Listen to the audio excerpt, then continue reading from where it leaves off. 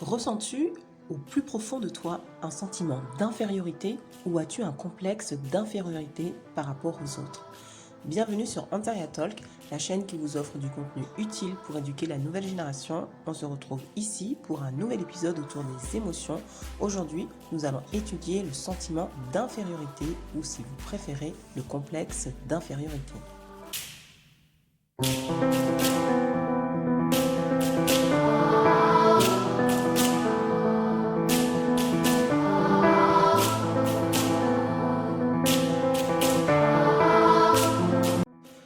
Le complexe d'infériorité ou parfois sentiment d'infériorité dans les domaines de la psychologie et la psychanalyse est une perception de soi exprimée comme inférieure dans certaines situations.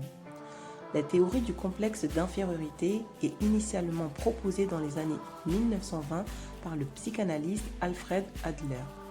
Adler explique que tout humain pencherait à développer un certain sentiment d'infériorité dès le plus jeune âge. Alors qu'il grandit et prend de l'assurance, l'individu surpasse ce sentiment d'infériorité et va de l'avant, tandis que d'autres développent un complexe d'infériorité et font l'expérience de sentiments persistants d'inconfort. Ce sentiment peut survenir lors d'une infériorité réelle ou imaginée chez l'individu affecté. Venant du subconscient, ce sentiment peut aider un individu à réaliser certaines choses qu'il pense impossibles ou adopter un très fort comportement antisocial. Pour Alfred Adler, le fait d'éprouver un fort sentiment d'infériorité pouvait aboutir à une surcompensation sous la forme d'un effort exagéré de valorisation ou à ce qu'il appelait la volonté de puissance. Il existe un faux sentiment d'infériorité qui porte à se comparer plus ou moins inconsciemment à un idéal trop élevé. Un surmoi tyrannique nous impose alors des standards irréalisables.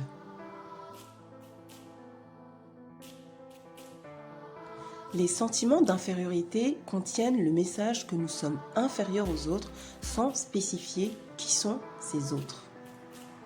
La nature du complexe d'infériorité inclut sa définition, sa distinction par rapport au complexe de supériorité ainsi que ses causes. Elle peut être définie comme un état anormal ou pathologique qui mène l'individu à discréditer sa propre personne, à devenir particulièrement sensible au besoin d'être encouragé et à adopter une attitude dérogatoire envers les autres. Les sentiments d'infériorité d'un individu, souvent intensifiés par des causes externes, peuvent se manifester par de divers symptômes comme un comportement agressif. Il arrive parfois que certains individus développent des mécanismes de défense pour compenser leur complexe d'infériorité. Certains se replient sur eux-mêmes, deviennent moins sociables et en veulent à tout le monde. Les patients souffrant de complexes d'infériorité tentent d'être reconnus et félicités, mais craignent également l'humiliation. Lorsqu'un complexe d'infériorité est suffisamment intense, il peut causer des effets négatifs sur les performances et l'estime de soi d'un individu. Des procédés émotionnels et psychologiques peuvent négativement modifier l'apprentissage cognitif d'un étudiant. Dans son domaine, le docteur Guy Hutt découvre que les mathématiques sont associées au complexe d'infériorité, à une faible motivation et peuvent causer de l'anxiété.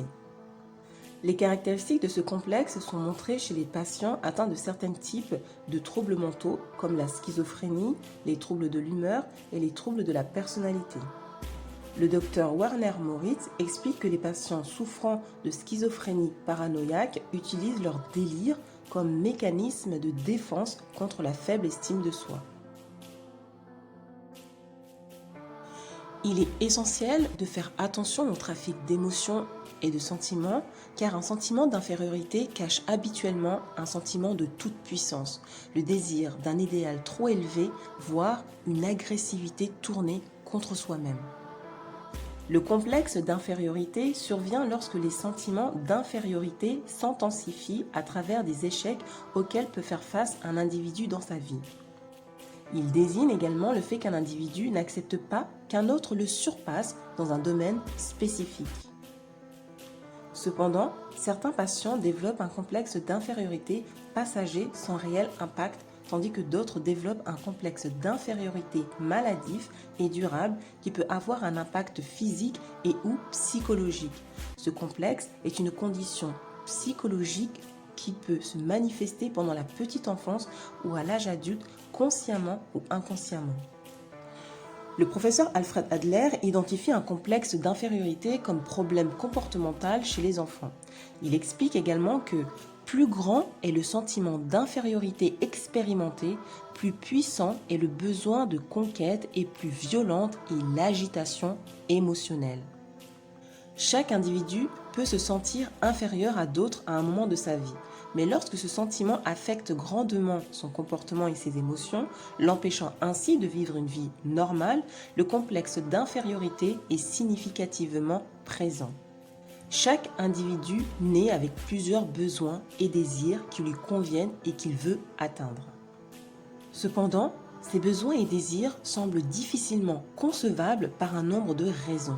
C'est cet événement qui valorise le développement d'un sentiment d'infériorité. Certains événements durant l'enfance prédisposeraient les individus à souffrir de ce complexe.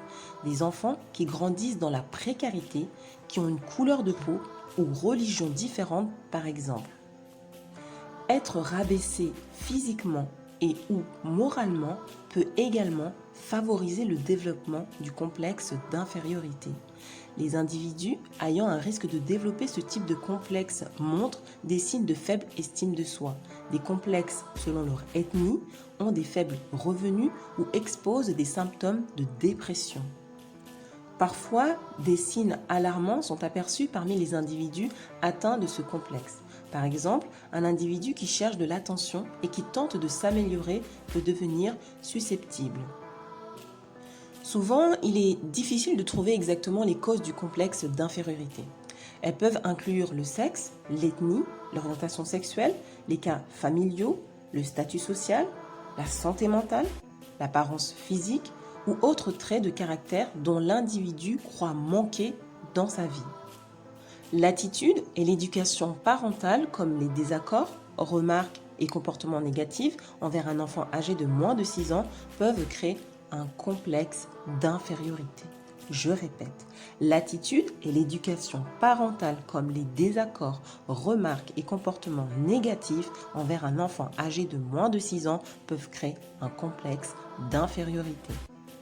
Le complexe d'infériorité ne se développe pas forcément dans le contexte de tâches ou buts particuliers, mais également dans un contexte général. L'individu complexé est incapable de sympathiser ou de se faire des amis, car il pense ne pas être apprécié par les autres et ne peut pas être assez bien pour avoir des bons amis. Finalement, que pouvons-nous faire face au complexe d'infériorité ou le sentiment d'infériorité ? Prendre conscience de cette comparaison inconsciente avec un idéal trop élevé et avec des personnes que nous croyons supérieures à nous-mêmes, il faut éviter toute comparaison. Apprendre à apprécier ses petits succès, comparer ses progrès entre eux et adopter un régime d'appréciation de soi-même. Il n'existe à proprement parler aucun traitement concernant le complexe d'infériorité. Cependant, plusieurs alternatives peuvent aider à surpasser ce complexe. La psychothérapie cognitivo-comportementale peut apprendre aux patients à décomplexer. Voilà pour aujourd'hui. Je te laisse faire maintenant une courte réflexion sur ce que tu viens d'apprendre. Je te dis à très vite pour un prochain épisode et prends soin de toi.